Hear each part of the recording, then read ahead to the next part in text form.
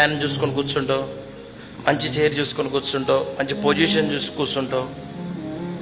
అంత నీ ఇష్టానుసారంగా భక్తి చేస్తావు. నీకు నచ్చినట్లుగా వస్తావు, నీకు నచ్చినట్టుగా ఉంటావు. ఏంది ఎంత వాక్యం విన్నా ఇట్లుంటున్నావని మాట్లాడితే గద్దిస్తే అప్పగించుకోవటం ఉందా నీకు?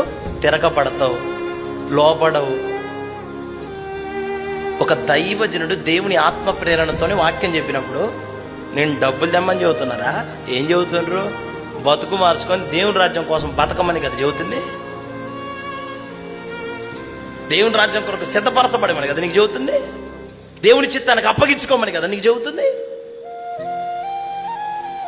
స్వలాభం కోసమో మా సొంత ఉద్దేశాల కోసమో మిమ్మల్ని రప్పించుకుంటున్నాను అనుకుంటున్నారా చర్చికి? ఎందుకు వచ్చావు అసలు? నువ్వు మందిరానికి ఎందుకు వచ్చినావు?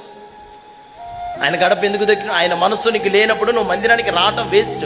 ఇక్కడ నువ్వు నీ బ్రతుకును మార్చుకోలేకపోతే, ఇక్కడే నీకు మార్పు లేకపోతే దేవుని రాజ్యంలో నువ్వెట్టుంటావు అసలు? ఈడే మన బతుకులు సరిగ్గా లేకపోతే, ఇక్కడ దేవుని వాక్యానికి లోపడకపోతే, రేపు అంతమందిలో యేసయ్య సింపుల్గా అక్రమము చేయువారులారా నా యుద్ధ నుండి